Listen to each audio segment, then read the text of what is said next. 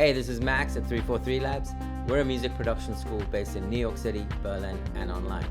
And today I'd like to show you a clip by one of our instructors, John Selway, which is taken from 343 TV, which airs right here on our channel several days per week. Now, if you want to watch the full stream, head over to studio.343labs.com, link in the description, which is our new producer hub where you can meet other producers, get free content, collaborate, and get feedback on your music. Enjoy the clip. So this is almost a full-fledged track now. There's a lot of layers, there's automation going on, and I'm kind of in the later stages. I also, it went in a bit of a different direction than I anticipated originally. I was thinking it was going to be more hypnotic, dubby, not too musical. But in the course of the class, we were talking about adding melodic lines and sustained bass lines and stuff. And I ended up kind of liking what I added to this track, although it did change the vibe a lot. So let's have a listen. And we're kind of, listening to this in the context of it's mostly finished. It's sounding pretty polished. I mix as I go, so a lot of the levels are around where they should be. I'm still doing some small tweaks in here and there, but I'm really getting into fine details. And then in terms of how it sounds and how effective it is and what the groove is, but then I'm a little bit hung up on some of the larger structure and the big transitions, and I haven't finished the ending yet. It's mostly there, but let's listen. Let's just hang out and listen and hear where we're at. And maybe I should unsolo that track so we can hear everything. That'll work better.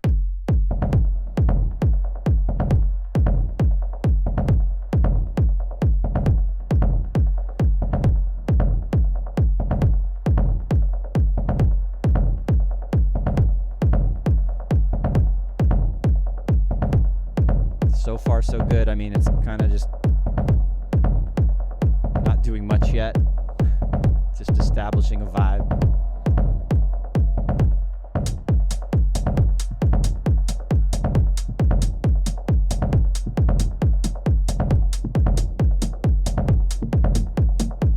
I keep wanting to close my eyes. Why am I doing this?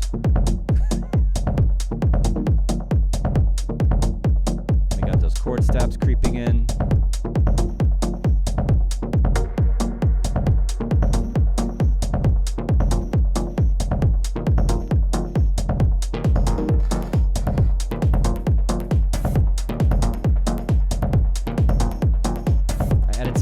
Sharp, glitchy percussion in there. I wanted to have a little bit of brightness besides the hi-hat, but not a typical extra another hi-hat.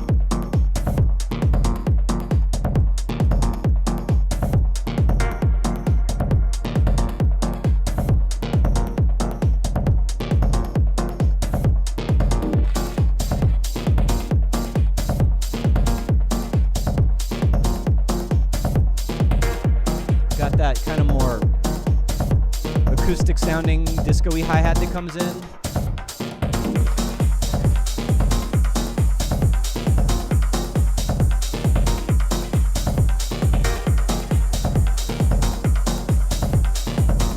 And here's one spot where I'm still focused. I'm not going to stop, but it's sounding a little bit messy right in here. So I got to think about that. But it's also okay. I might be overthinking it.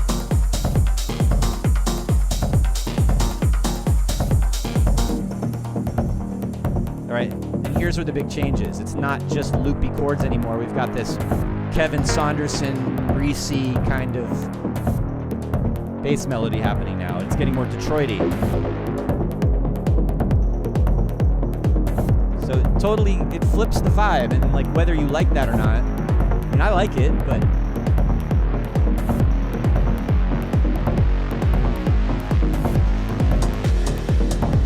is this the way I want to go with it? But I think I like it. I like it. I'm gonna stay confident here.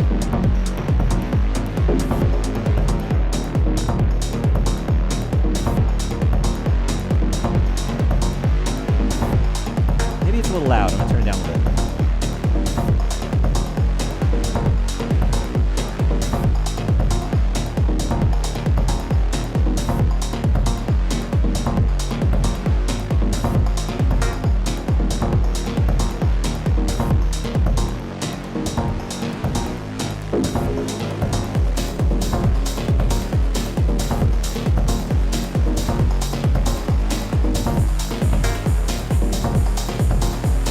I wanted the rides to come in there so I could jump the energy up a little bit faster.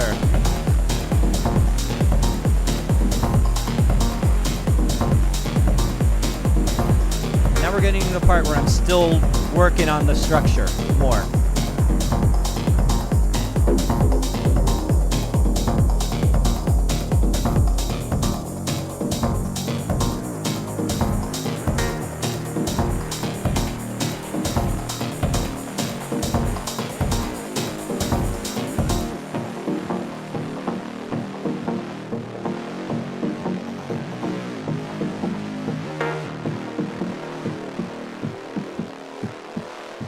Goes away.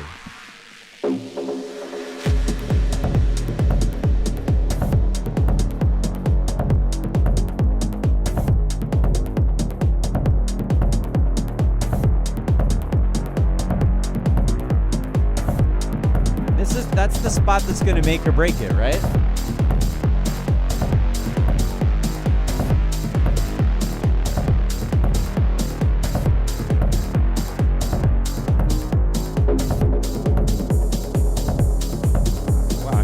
Hi-hat.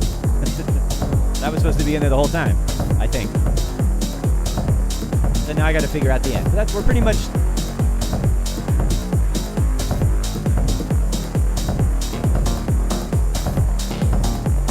Bring that back.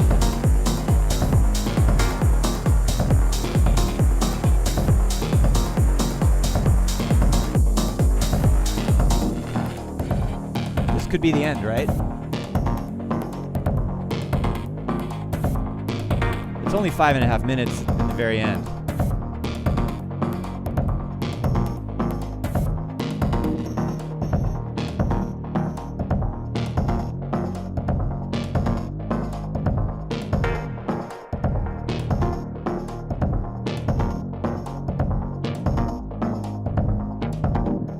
Okay, how am I going to end this? I got to think about it. I mean, it could end like that but I feel like I should get rid of the bass line at some point. Anyway, as I listen to it all again right now, I'm a little less close to the finish line than I thought I was. Because I just as I'm listening to it, I'm feeling at how it's going, and I'm asking myself questions. How did I'm like, based on how I feel when I hear things happen and how the energy changes and how the elements progress and what variations there are. And, musically, there aren't that many. There's like a few loops and some chord stabs and a bass melody, and that's it. In terms of complexity of composition, and musically, it's simple. All of the details and complexity are how those layers interact and how those sounds change and modify and how those effects are moving around up and down and modulating and things like that. So yeah, let's see. I'm going to go back and listen to this again from maybe this section, maybe from the middle, like from this, there's a first little spot where the kick drum drops out. Where the bass first comes in, it's introducing this dark vibe.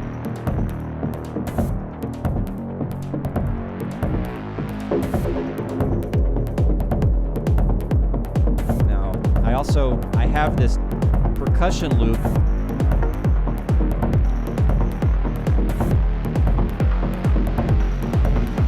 which I had forgotten about.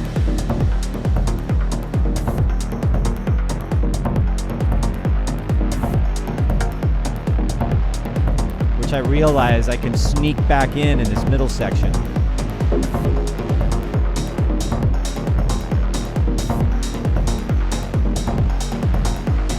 It's still sounding a bit messy though. So this is one of the things I was talking about, how in part of it seemed like there's a little bit too much going on.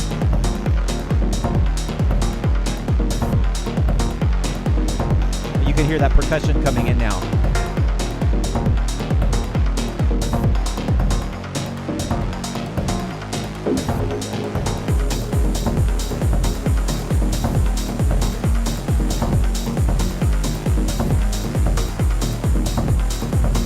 And it's really crucial as I listen to this, because it's so full and big and busy.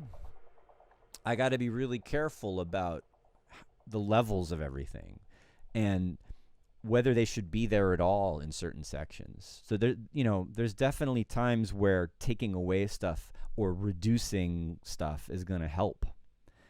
Like what I just did there with the chord stabs,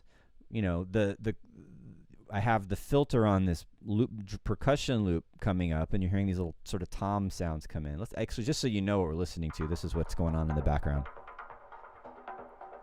It's just this filtered conga loop, basically, and that's got some delay, and it's also going to that resonator that we added a couple weeks ago.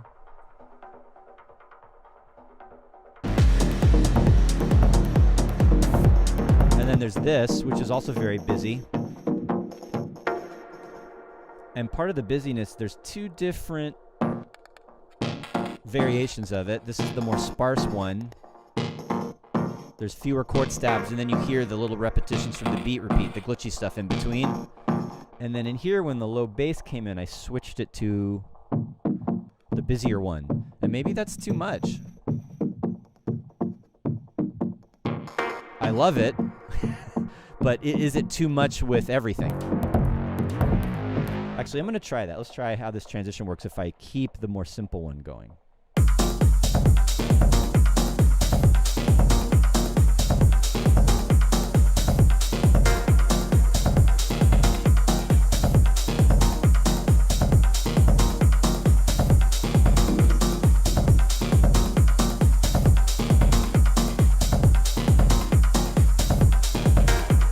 Luminous Cloud's always advocating for vocal samples and lyrics. Maybe you should be my lyricist. Red eyes, red light is the shadow of the force. Yeah. It's a little Star Wars sounding. You know what? I like it better with the less busy chord stab. I think maybe I just keep it simple. It's more open, less cluttered with fewer chord stabs. And then when the percussion filters in, it won't be as clattery, you know.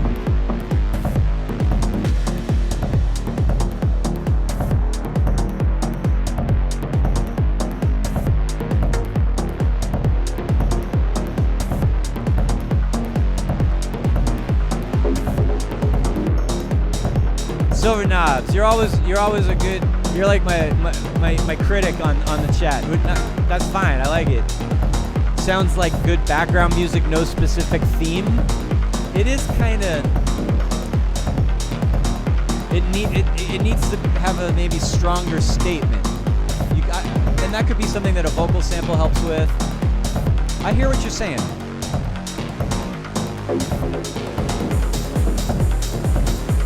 Okay.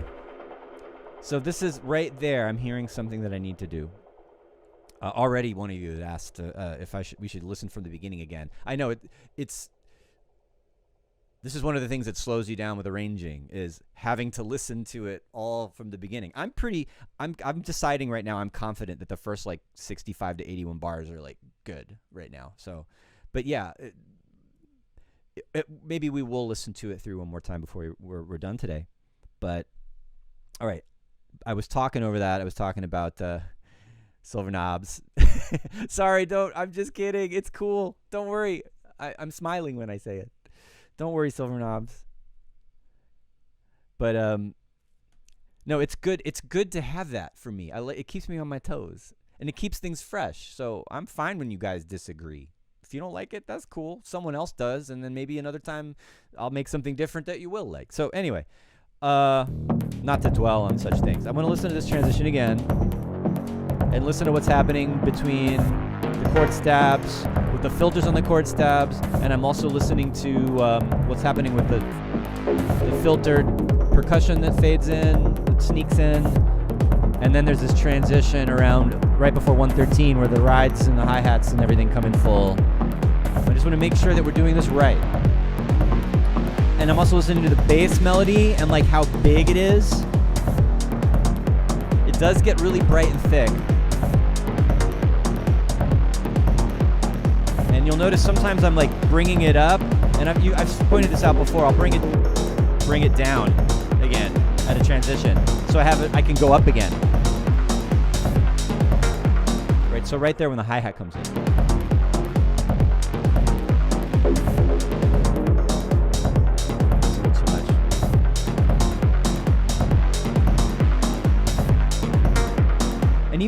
tiny little changes, like going from like 3,396 hertz to 4,003. That's not that tiny, but it's you see, I'm just going up a little bit. And it would be more natural. Like if you were turning a knob on the synth, you would be you'd feel it.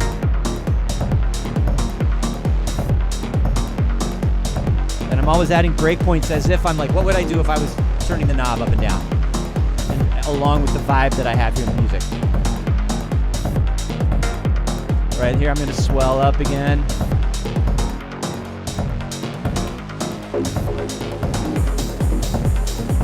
And I'm going to go back down again where the hi-hats and the rides come in.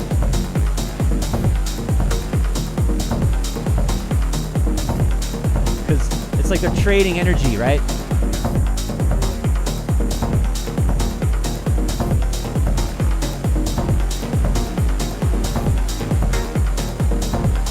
Now it's going to go all the way up.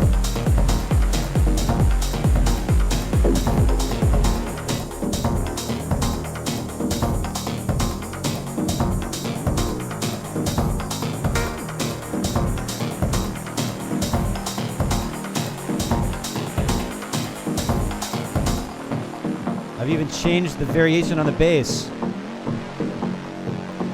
so it's not as busy, more straight ahead.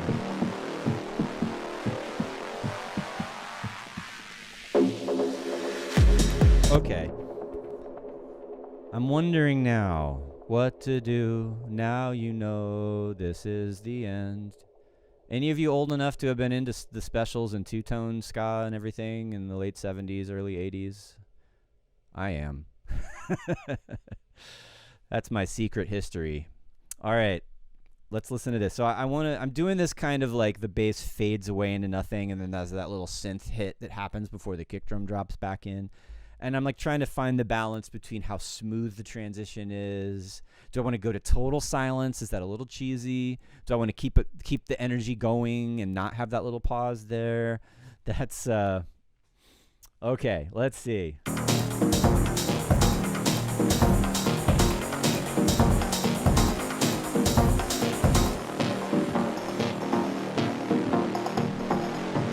I'm fading away the chords.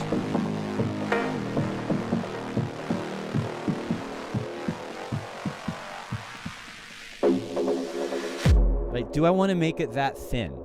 Right? This is going to take a minute.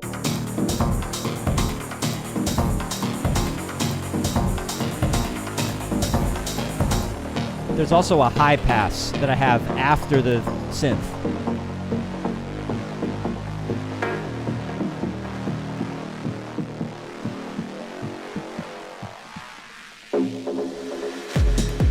It's a little like almost too smooth, right? There's that little whooshy reverse thing that I'm actually going to, oops. Didn't mean to do that. I had that little reverse noise at the going in to where the kick drum comes back, and maybe I'm going to ditch that. So it hits more straight.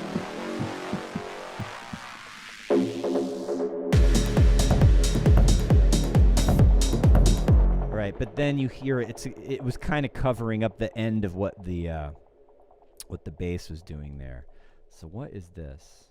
Maybe it doesn't need to go as high.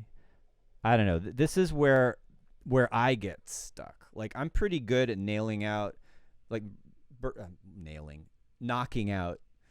the big picture arrangement like really quickly, but where it starts to take increased time for result is this is these little, like, is it hitting just right at that moment? And that's really important, actually, as you get more and more into details and more polished production, is like taking the time and to go over and make these hit just right. Now, of course, there are times when you get it just right the first time, and if you're more of a live jam, hardware oriented kind of in the moment kind of creator, and you're doing it live and it's just happening and you capture it, great. But when it's kind of sculpted like this, where I'm starting with a big block and then I'm zooming in and I'm like getting more and more detailed as I zoom into these transitions, yeah, definitely, to capture the right feeling without it being too like too perfect or too I don't know, like you don't want to lose the vibe either. So it's definitely a place that takes practice. Let's say it takes practice.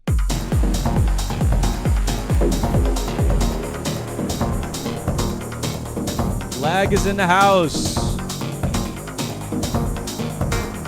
What's up? Good to have you.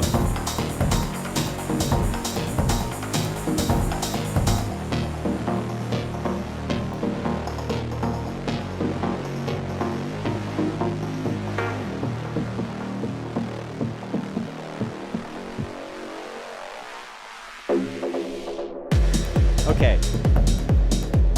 What about it is bothering me? Is it what the synth is doing? What the cult bass melody is doing? What is this automation doing? Oh, okay. Yeah, the cutoff, it kind of... Maybe I should just keep it straight. Let's listen to it when it doesn't have a little fade at the end. Yeah, I mean, that's cleaner a little bit. I could also even just exaggerate that it's just making it stop. I don't know. Let's try that.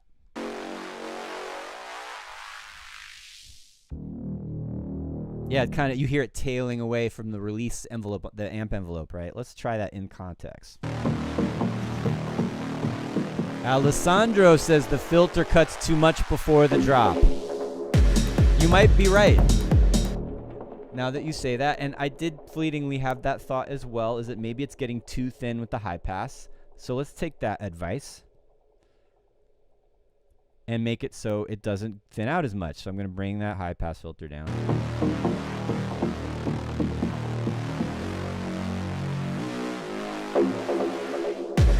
Yeah, I mean, it sounds heavier, right?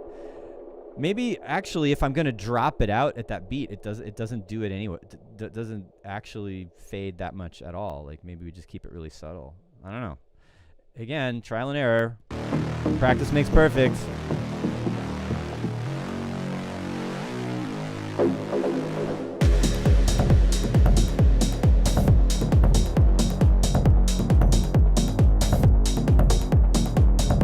Now I think that where does that little synth hit come in?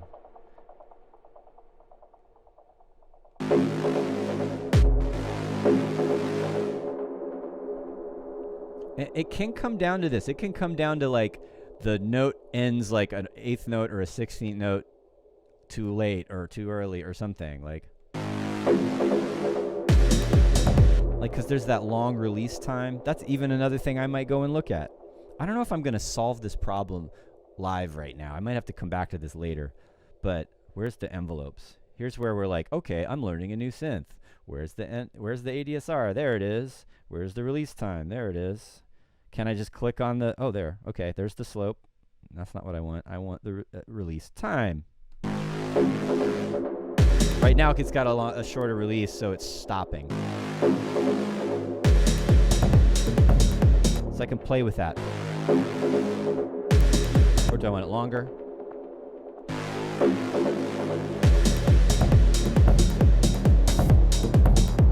Somewhere in there might work.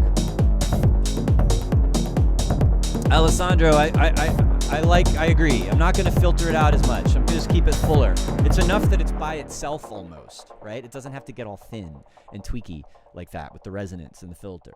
All right, I'm going to listen to this section one more time. Let's see how we feel about it. Everybody feel the dance in your chair. Feel like dancing in your chairs? It's cool.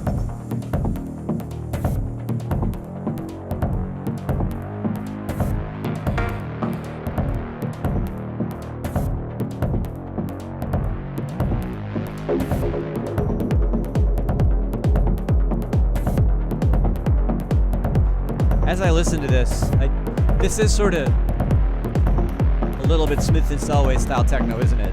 But it's just me.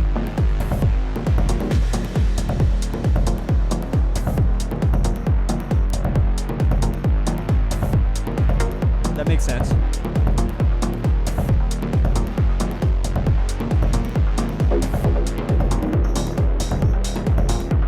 Chair raving.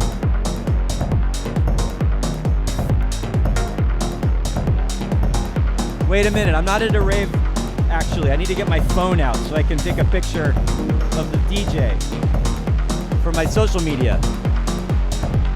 Now I'm raving. You're not a raver if you don't have your phone up.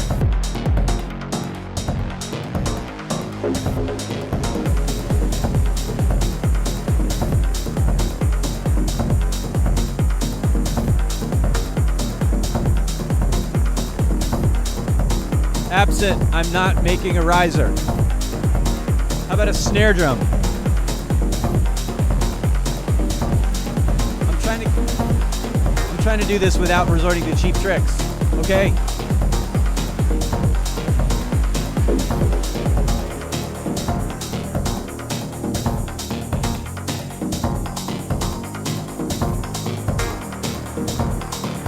Maybe this is where maybe I don't need a riser, but something.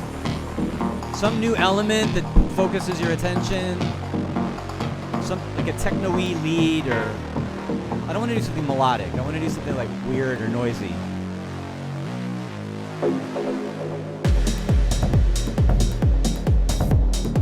Okay.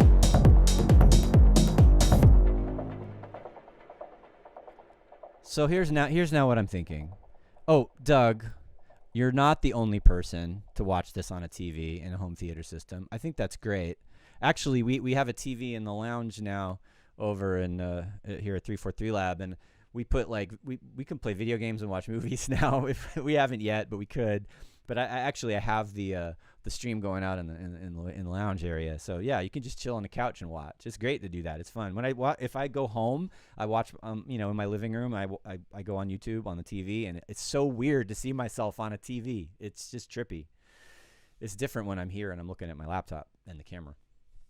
All right, so Future World Machines is suggesting maybe some strings, and that is a thing. Like this style of kind of Kevin Saunderson sustained bass melody, kind of, which I am influenced by, right? I love stuff like this. To like play big uplifting strings on top of this would be great, probably, and make it more anthemic and big. Yeah, that's a direction.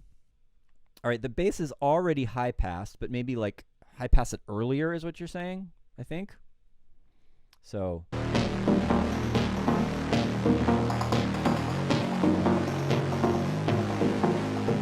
that's what I kind of did before.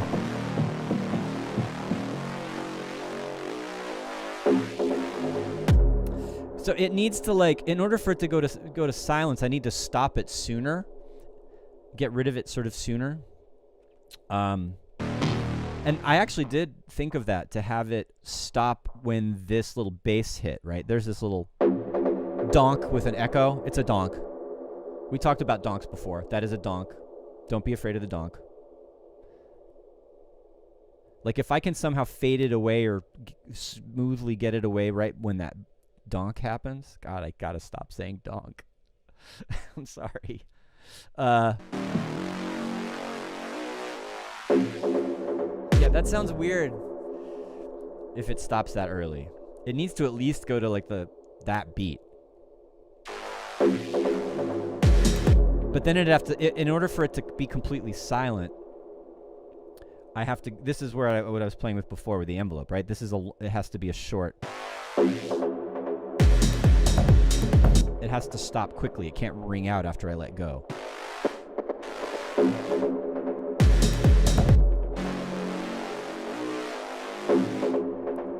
All right, I don't know if this is going to work, but what if I do the opposite? What if it filters out the highs instead of gets thin? And then maybe even stays in because it's dark.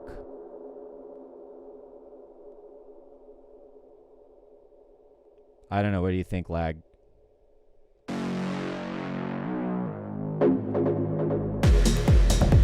Like, we're making that little whoop whoop donk thing.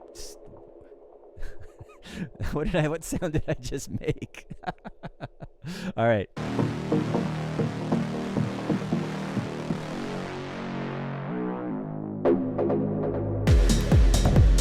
I am not sure.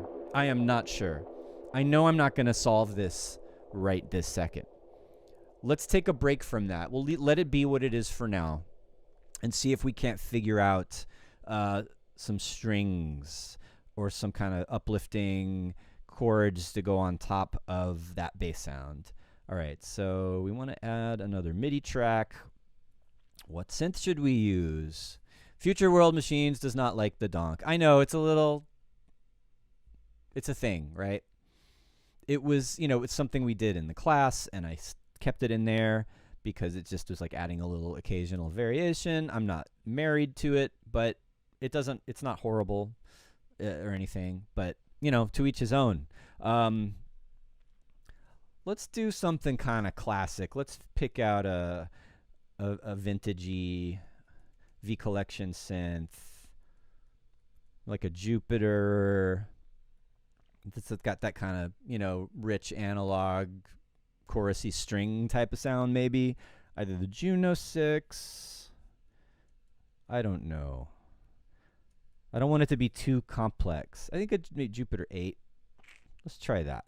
Hopefully we're not going to kill my CPU. And I totally someone commented on one of the videos on our YouTube channel that John needs an M1. I'm like, yes, I know. I'm really cheap. I'm just holding out as long as I can, right? I'm trying to be, well, I'm on a budget, all right? I'll be honest. So,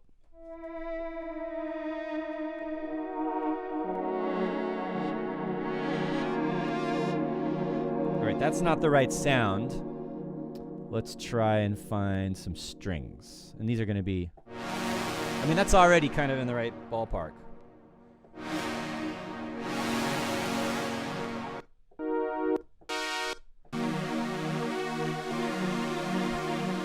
Jean-Michel Jarre synth? Why not? And that classic preset. Oh, I love it.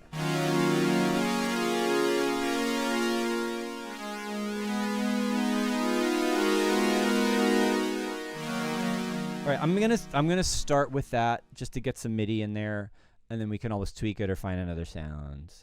And then, to make this really easy, I can just copy the MIDI for the bass onto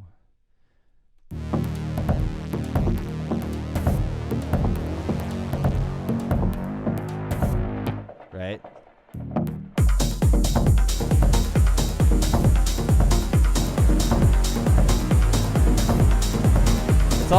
It's already kind of cool just having that buzzy, bigger, brighter.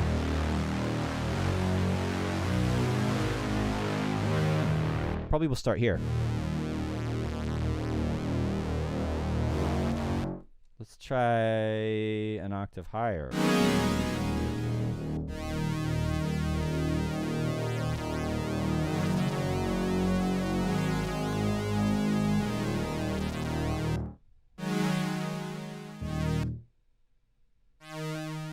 Should I build up the chords tediously one note at a time, or should I take the easy way out and put a chord effect in front of it?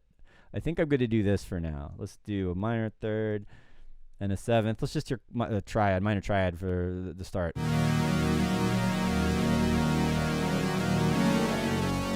Wow. No. See, that's why I want to build it, because I want to go from minor to major. But let's add in a seventh on top of that. And I don't know. How far can we go with this? Oop. That's more what I want. Detroity.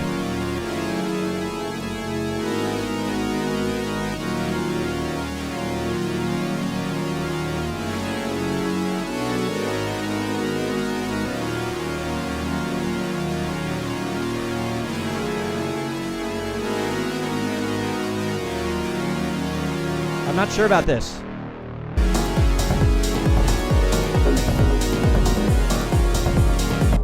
I kind of wanted an even higher note. So, yeah, so the drawback of this is, one, I might be running out of notes. 1, 2, 3, 4, 5, 6. What's my polyphony? The real Jupiter 6 only has 6 notes. This is set to 8. I don't know. Let's give me some more voices. And some more unison voices. Is there even unison on the sound?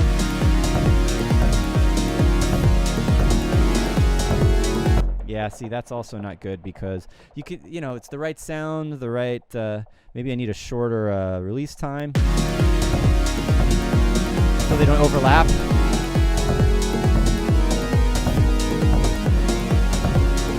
Too many unison voices.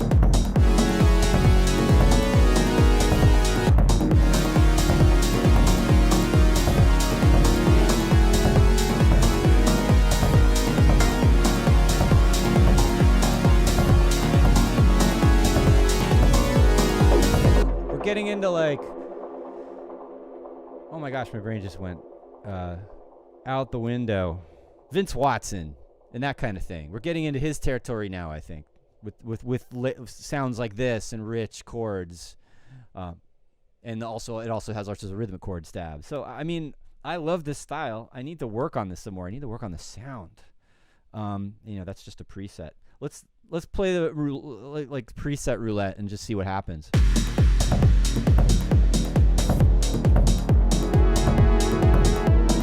Nope.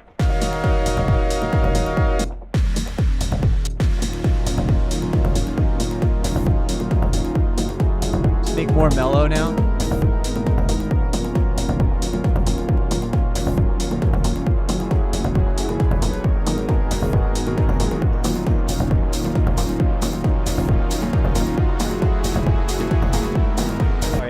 Fix the MIDI. It's driving me nuts. You hear what's happening, right? Like, not that some of the notes are. All right, I want to make them so they're not overlapping, so I don't cut voices out. And maybe I don't want that high note, because it's with a long attack on a pad like that.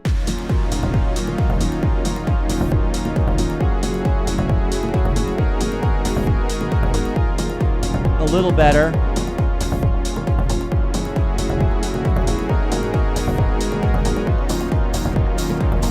We're getting, it's a little smoother now.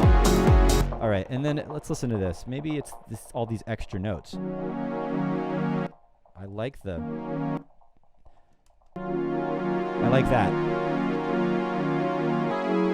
But then there, you hear like when the voices are cutting out. Why is that happening? Is it because of the unison, the number of voices I'm using? Is it the preset? Ay. All these things that get in the way of being productive when you have to mess around with things. Let's go. I have to up the polyphony again. I forgot that. I changed the preset. I didn't increase the polyphony. That's the problem.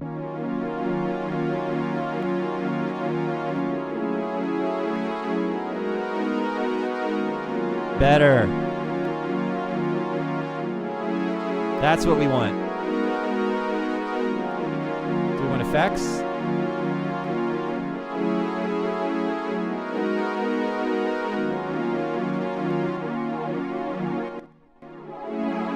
Some chorus.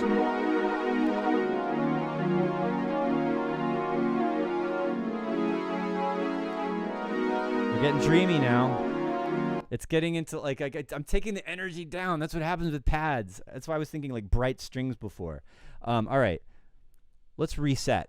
All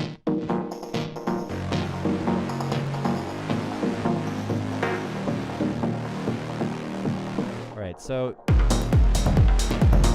it has to start happening before that break, right?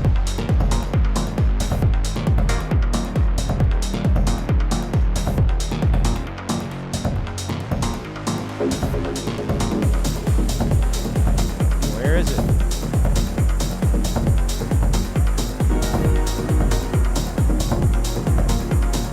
Kind of in the background there, which is good.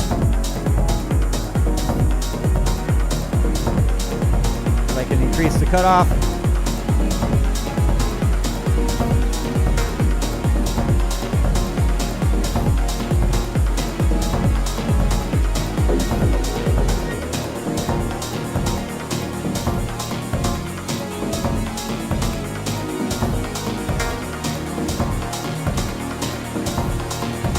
Could add another note on top of that.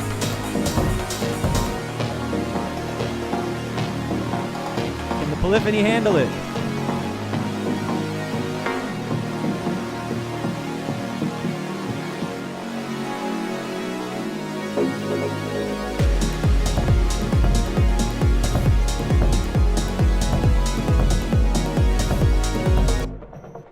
Where are we?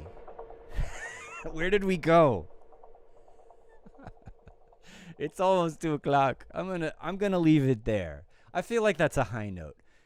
It's euphoric, like that rich harmony on top of that kind of grindy bass line, and then we've got the drums and the chord stabs have the hypnotic groove underneath it. It needs work, and in the beginning, I was thinking I'm pretty close to finishing this track, and now I've made myself go farther away from finishing because I've added a level of complexity that I have to deal with and stylistic choices that made me kind of rethink things. So I hope you enjoyed that. Again, if you want to watch the full stream, head over to studio.343labs.com, link in the description below. And that is our new producer hub where you can find free content, collaborate with other musicians, get feedback on your music, and just meet a community of like-minded artists and producers. See you next time.